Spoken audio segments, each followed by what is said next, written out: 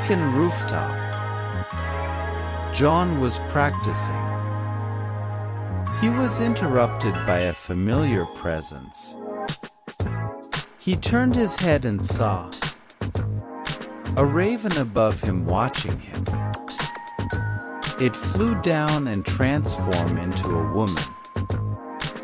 Raven, hello Jaune, how is Beacon treating you? Jaune, not even 3 days and I'm surrounded by irrational nonsense.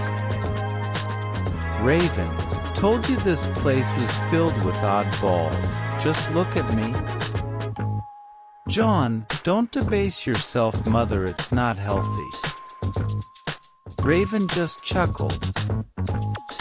Raven, I notice you're still practicing good. Jaune, yeah, but there's no one here good enough to spar with. Raven, how about that Nico's girl, she's a tournament champ, she should be good enough. Jaune, you do remember my point of view on tournament fighters, since one of the Arc sisters was a former champ?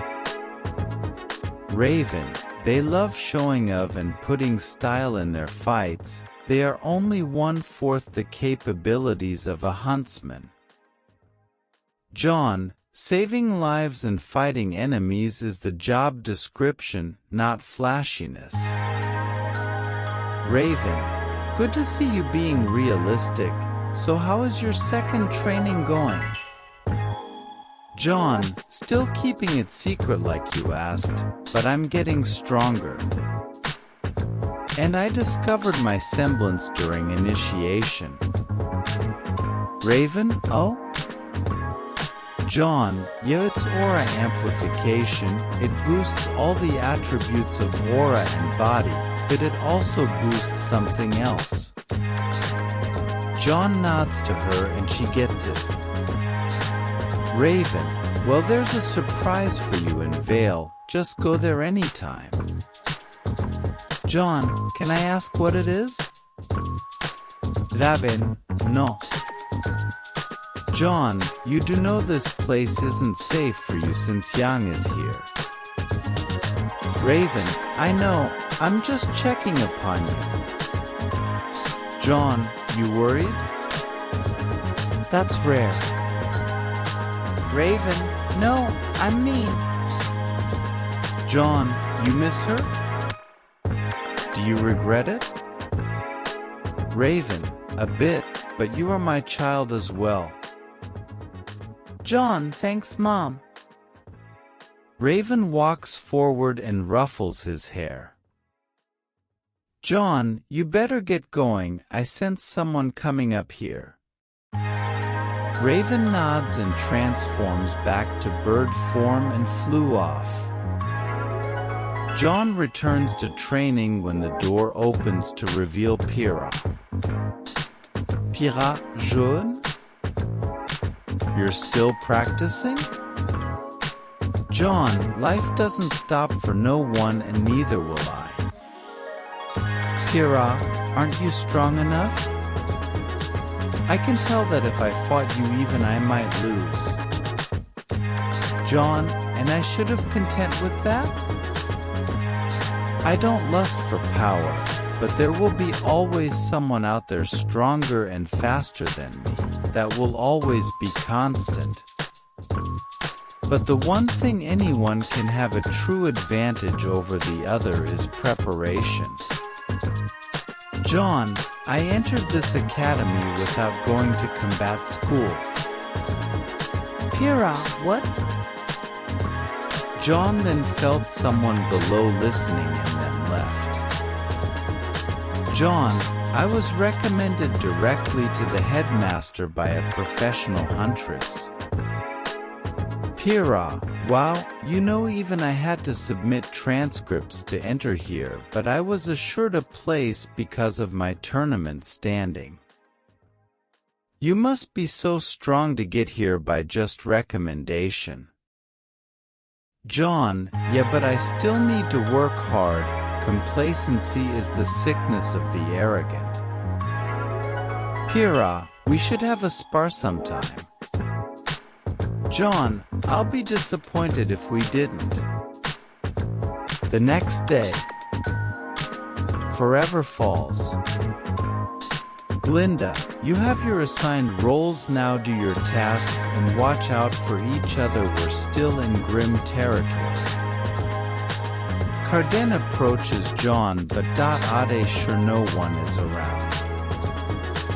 Carden, so Johnny boy, I hear you got in without transcripts, but you know what would the professors will do when they find out.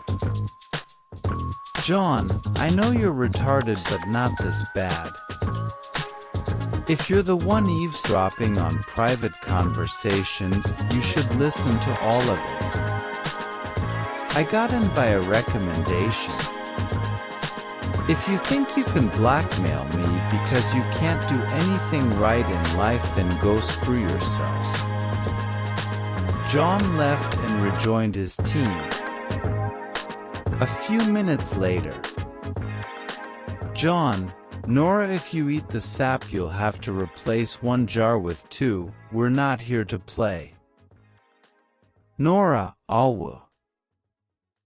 Ren just pats her back. He understand being a leader must be both compassionate and strict. Pyrrha was up on a tree watching out for unknown to her. A jar was flying towards her. Then a loud noise sounded off the entire forest. The team looks behind them. Nora, wow, that was loud. Ren, what happened? Jaune, I saw a jar flying towards Pyrrha. They looked towards the direction. It flew and saw remnants of glass on the ground. Jaune, and I have a good idea where it came from. Somewhere over a cliff. Dove, how did he know it was coming? Russell, I don't know, but I know he's coming to find out. Sky, oh man, we're in for it now. Carden, stop being babies. We still got a few more jars. Then when he tried going to get another, all the jars were shattered by a barrage of buckshot. Jaune, well, you idiots never learn. Carden, oh really, you're the idiot if you think you can handle us by yourself? Jaune, and all of you don't know to mind your surroundings. As he said that, the four heard a growl and they looked back to see an Ursa Major. The three ran away like cowards. Carden, cowards. I'll show you how a huntsman gets it down. Jaune just watches as the moron flailed and failed to beat the grim. Then he sees Ruby, Weiss and Pyrrha arrive, but he signaled them not to intervene. The Ursa just uses him as a chew toy, but his aura is strong enough to protect him. Jaune, yeah, you're showing me an amazing display of what a squeaky toy looks like. Pyrrha, Jaune, help him. Jaune, he planned to attack you guys for humiliating him in class. He had jars filled with sap and a box filled with rapier wasps to attack you. The girls were all shocked at the plan.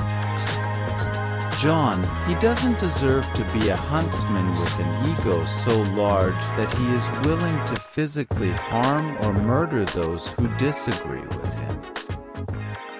Ruby, but he doesn't deserve to die. Jaune, as you wish. Jaune then moved to fight the Ursa. Jaune then quickly drew Crimson and Azure and began a twirling motion that is reminiscent to a dance. After the whirlwind of fire and lightning subsided, they saw Jaune hovering over the Ursa that's fading into dust. Then he moved forward and lifted Carden's head with Crimson supporting his chin. Jaune, you threaten my team, you threaten me, and if this or any other bad thing happens again, I will beat you to within an inch of your life and throw you back here and let the Grimm finish what they started. Jaune Arc. Oui? Clear? Carden just nods furiously. The girls were speechless at what they saw. And the day ended with Glinda punishing Team CRDL with weeks of suspension and detention along with threat of expulsion if future negative actions is to be reported. Jaune was celebrated as a hero in Beacon.